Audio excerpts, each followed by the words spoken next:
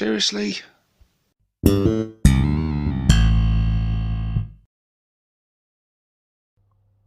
Hey guys, and welcome to this tactics video with myself, 6+ Stevo. It is with great sadness that today we look at the once mighty Tankbustas. Okay, let's get this one over with. This one's going to be a bit painful, guys. So, Tankbustas, they have a movement of 6 inches, a toughness of 5, a save of 5+, 1 wound, leadership 7+, with an objective control of 1. The knob is exactly the same, except he has 2 wounds. All so far very standard, what you'd expect. But the big trouble with Tankbustas comes in their lack of options and the reduction in squad size. So GW being GW, what you get in the box is what you use, and they've really stuck to that with this fine cast kit of monopose miniatures with no options. So we are stuck with what they're equipped with in that box, which is incredibly frustrating. But let's just take a look at it. What have they got? Well, 3 of them have rocket launchers, including the knob. 1 of them comes with the compulsory tank hammer, and another one comes with the now compulsory rocket pistols. Okay, so let's take a look. So the pair of rocket pistols, they are twin linked, so you're re-rolling wounds. So yeah, quite effective. 12-inch range, only 1 shot now. Twin linked now only gets you 1 shot. It just gives you the re-roll to wound. So yeah, rocket pistols, I was never really a fan of them in the first place, but now they're I don't know, just 1 shot at 12 inches. Ballistic skill 5+, strength 7, AP -1 with D3 damage. So yeah, I mean, they're pistols, they can be shot in combat, which is nice. Re-rolling the wound is nice, but the reduced strength, damage, AP, yeah, I'd rather just have a rocket launcher, thanks. But the rocket launchers themselves are looking good, actually improved. They were already good before, but yeah, they are even better now. They have the blast special rule, so good against large mobs as well as vehicles. 24-inch range, D3 attacks, ballistic skill 5+, strength 9, which is beautiful, AP -2, and a flat 3 damage. So rockets still pack a punch, but it just makes it all the more painful that we can't just have them all with rocket launchers like we used to. And then we've got the tank hammer. Now, the tank hammer is actually pretty cool, I've got to say. It's got the anti-vehicle 4+, with devastating wounds, and it is hazardous. So, you know, the guy using the tank hammer, it's not, he's not definitely going to die. He can attack with this thing several times. He's just got that hazardous rule, so if you roll that 1, then he's a goner. So yeah, the tank hammer is actually a pretty tasty melee weapon. Anti-vehicle 4+, so you're getting those critical hits on a 4+, which is lovely. And then devastating wounds, meaning that they all turn into mortal wounds, is, yeah, really, really nice, actually. That gets 2 attacks, hitting on 3+, strength 7, AP -1, and D3 damage. So yeah, a pretty tasty weapon. It's just frustrating that it is now compulsory. They come with the abilities Tank Hunters. Each time a model in this unit makes an attack that targets a monster or a vehicle, add 1 to the hit roll and add 1 to the wound roll. So that is really, really nice. So they are hitting vehicles on a 4+, which is lovely. And then the +1 to the wound is really nice, particularly with that rocket launcher of strength 9. That's already going to be wounding a lot of things on sort of 3s or 4s. And this bringing it down to sort of 2s and 3s is going to make it a very, very effective vehicle killing weapon. So I do like that. I do like their Tank Hunters rule. That is very nice. The bomb squigs, twice per battle. After this unit ends a normal move, you can select 1 enemy unit within 12 inches of it and roll 1d6. On a 2+, that enemy unit suffers D3 mortal wounds.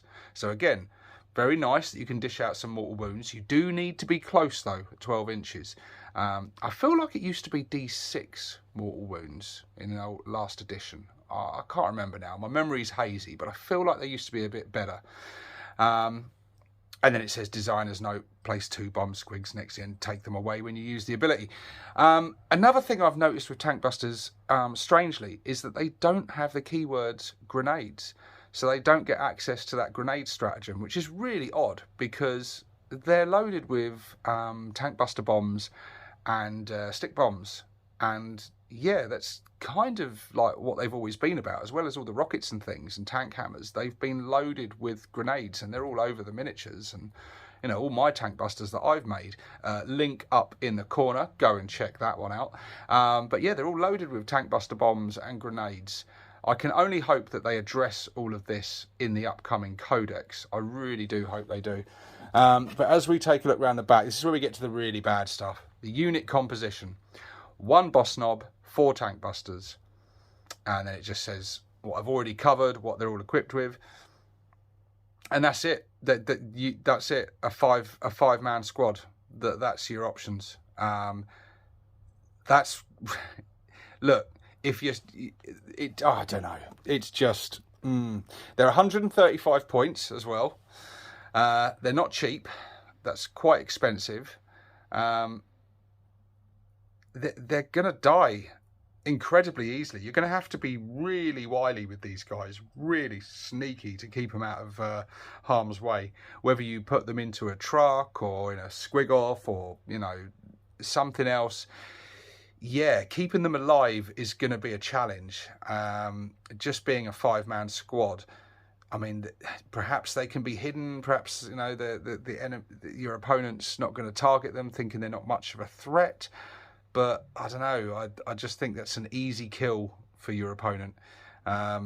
It's just a real shame. We used to be able to have these in squads of up to 15, and we used to be able to equip them how we wanted. We could have them all with rockets, and if we wanted to, we could add some bomb squigs. We could replace rockets with tank hammers or rocket pistols. It's a real shame. It is a real shame. Now, I don't think they're a useless unit. I think they're pretty good in some ways. They, like I say, the +1 to hit, the +1 to wound is still really nice. Rockets, you know, even though you've only got 3 rocket launchers in there, that is a potential 9 shots with you know, +1s to hit, +1s to wound, flat 3 damage, nice bit of AP. They are good. They are very good. But to use the tank hammer and the rocket pistols, you're going to have to get close. Same with the bomb squigs, you're going to have to get close. That means putting these guys in harm's way. And they're not heavily armoured. You know, they've got 1 wound apiece. They're going to die incredibly easily. So they're going to be a tricky unit to use. You can plug characters into them. You don't have much choice, but I mean, one option you have is to stick the big mech in there, giving them re-rolls of 1, and then providing a custom force field. But I wouldn't recommend it, to be honest. I just don't think it's worth it. So yeah, tank busters. I mean, where have their grenades gone? Where have the options gone? Personally, I think it would be really good if we could have them all with rocket launchers, or all with rocket pistols, or even all with tank hammers. Just have a massive suicide squad. That would be hilarious. I don't know. I'm hoping that GW does something in the codex and we get a new kit of these guys. They do need updating. But yeah, it's a bit of a sad day for tank busters, especially sad day for me because I've got loads of tank busters. But I haven't made any with rocket pistols and any with tank hammers, so I'm going to have to get converting some more so I can use this unit again. But yeah, I think it's a real shame, and I'm struggling to see why you would use these in place of other hard-hitting units that are going to be a lot more survivable. I think the way to use these guys is probably to put them in a transport, either a truck or a squigoth or something, to get the most out of them, to sort of give them that survivability. But it's, yeah, I don't understand why they restricted them to 5s. Well, I do understand. It's because that's the box. that's the box you get. And they obviously didn't want you to have 10 with two knobs in there. Yeah, it's all we can hope for, guys, is that we get a new kit and we get some new options for these guys. Yeah, it's a sad day, guys. It's a sad day. But look, let's not get too sad. They can't all be winners, can they? In this index, there are a lot of winners. The Tankbustas are just not one of them. They've been absolutely crippled, unfortunately. But on the next episode, let's get onto something a little bit better as we look at these gits, the Storm Boys. So join me on that one, guys, when we'll go over them. But share your thoughts in the comment section below. Are you as heartbroken as me with the Tankbustas? Or have you found some uses for them? Have you been using them in your games? And do you think they're all right? Do you think being in small squads of 5 with these mixed loadouts is okay and they've been performing well for you? If that is the case, let me know in the comments section below. But yes, until next time, guys, I'll see you on the next one. This is 6+ Stevo, signing out.